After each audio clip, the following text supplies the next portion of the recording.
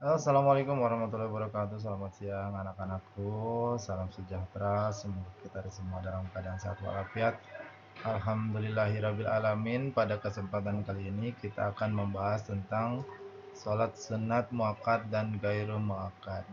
Mungkin dari kalian sudah tahu apa itu sholat sunat muakkad dan sholat sunat gairu muakkad. Untuk lebih jelasnya, kita akan lebih memperdalam apa itu yang dimaksud sholat sunnah muakkad dan ghair muakkad. Oke, lanjut. Nah, pengertiannya dulu, sholat sunnah muakkad. Pengertian sholat sunnah muakkad adalah sholat sunnah yang dikuatkan, selalu dikerjakan Rasulullah SAW dan jarang ditinggalkannya. Itu adalah pengertian definisi sholat sunnah muakkad. Hal-hal yang perlu diperhatikan dalam salat sunah muakkad yang pertama, tidak didahului azan dan iqamah. Nah, untuk salat sunah muakkad ini tidak didahului azan dan iqamah. Jadi sebelum sebelum waktunya kita melaksanakan sholat 5 waktu. Terus dilaksanakan secara munfarid atau sendirian, kecuali salat sunnah Idul Fitri atau Idul Adha. Yang ketiga, dimulai dengan niat sesuai dengan jenis salatnya ya. Kalau itu salat qobliyah, zuhur, ba'diyah, maghrib ya, bebas. Dilaksanakan dengan 2 rakaat salam ya, sama seperti rakaat 2 rakaat. Terus tempat melaksanakan salat sunnah sebaiknya berbeda dengan salat wajib. Jadi harus ada jeda ya. Harus yang pertama, contoh kita ketika datang melaksanakan salat sunnah tahiyatul masjid, kita ada di saf ketiga. Nah, nanti kalau sudah salat wajib, baru kita saf kedua atau ke satu. Bahasa salat sunnah yang dibaca sirik berbisik, salat sauda dan salat duha dan salat sunnah rawatib, ada yang dibaca jahar keras. Nah, itu mah kembali lagi ke kita. Ada yang mungkin dibacanya berbisik sedikit-sedikit, mungkin ada yang bisa keras, tergantung ya. Sunnah. Macam sholat sunnah muakkad. Nah, sholat sunnah muakkad ratib, sholat muakkad atau sholat sunnah ratib. Sholat sunnah ratib adalah salat sunnah yang menyertai salat fardu, baik dikerjakan sebelum salat fardu ataupun sesudah, yang sering disebut salat qabliyah sebelum, salat ba'diyah sesudah. Amr Abian 2008 108. Yang termasuk salat sunnah ratib menurut kesepakatan semua ulama dan ijtima ya semuanya. 1, 2 rakaat sebelum salat subuh, yang kedua 2 rakaat sebelum salat zuhur, yang ketiga 2 rakaat sebelum sesudah salat zuhur, yang keempat 2 rakaat sesudah salat maghrib, yang kelima 2 rakaat sesudah salat isya. Itu yang termasuk kategori salat sunnah ratib atau salat sunnah muakkad. Keutamaan salat sunnah muarawati adalah keutamaan salat sebelum subuh dijelaskan oleh hadis sebagai berikut, yang artinya dari Aisyah radhiyallahu anhu dari Nabi Muhammad SAW, beliau telah bersabda, 2 rakaat sebelum fajar itu lebih baik daripada dunia dan segala isinya. Hadis Muslim. Yang keutamaan kedua adalah keutamaan salat sunnah zuhur baik qobliyah maupun ba'diyah, dan salat sunnah sudah salat maghrib dan sesudahnya isya.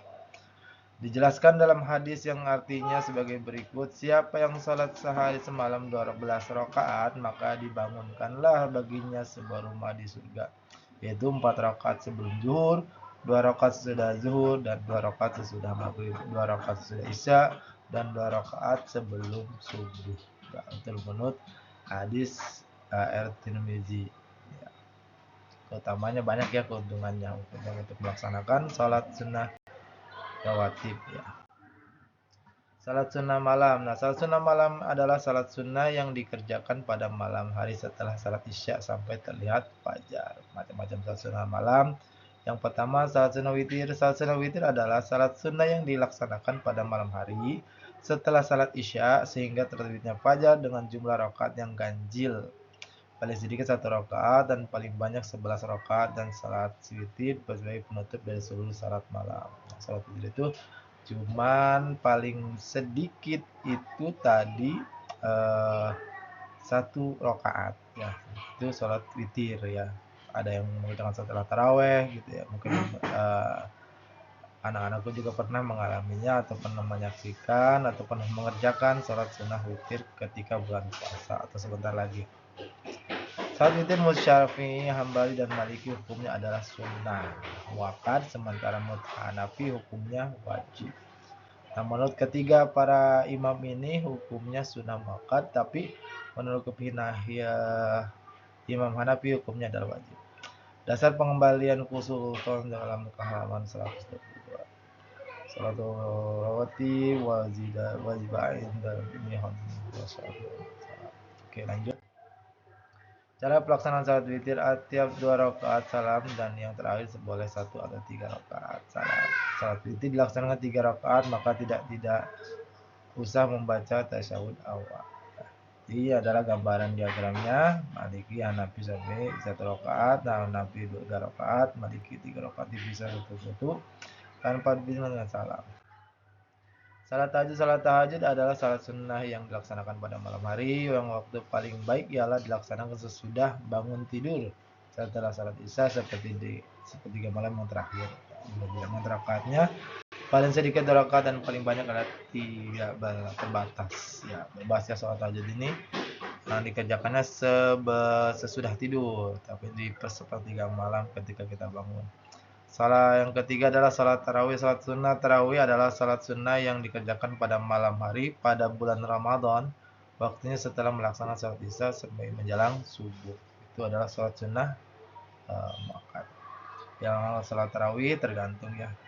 Di sini ada beberapa imam, beberapa hadis Aisyah mengatakan ada yang 20, 20 dan 39, ada yang 11. Tergantung kita yang melaksanakannya. Salat sunnah kata idin berarti 2 hari raya, yaitu hari raya Idul Fitri dan hari raya Idul Adha. Salat idin adalah salat sunnah yang dilakukan karena datangnya hari raya Idul Fitri atau tidak, atau Idul Adha. Salat Idul Fitri dilaksanakan pada tanggal 1 Syawal, sedangkan salat Idul Adha dilaksanakan pada tanggal 10 Zulhijjah. Salat ini dinyatakan pada tahun pertama Hijriah. Salat Idul Fitri ini dikerjakan pas ketika tanggal 1 Syawal. Tanggal untuk sholat Idul Adha 10 Zulhijjah. Hal-hal yang digunakan dalam sholat Id, yang pertama membaca takbir, ya. Yang kedua mandi berhias, memakai pakaian yang paling bagus, ya, memakai wangi-wangian, ya, itu sudah tradisi, ya. Makan sebelum salat Idul Fitri, sedangkan untuk Idul Adha makannya sesudah pulang dari salat Id. Nah, dan perbedaan untuk kenapa kita dianjurkan untuk makan anak supaya tidak meniatkan untuk puasa, karena itu kita sudah melaksanakan hari kemenangan atau suci begitu. Berangkat menuju ke tempat salat Id dan pulangnya dengan jalan yang berbeda. Nah, itu juga disunahkan. Hal yang disunahkan pada waktu salat Id dilaksanakan secara berjamaah.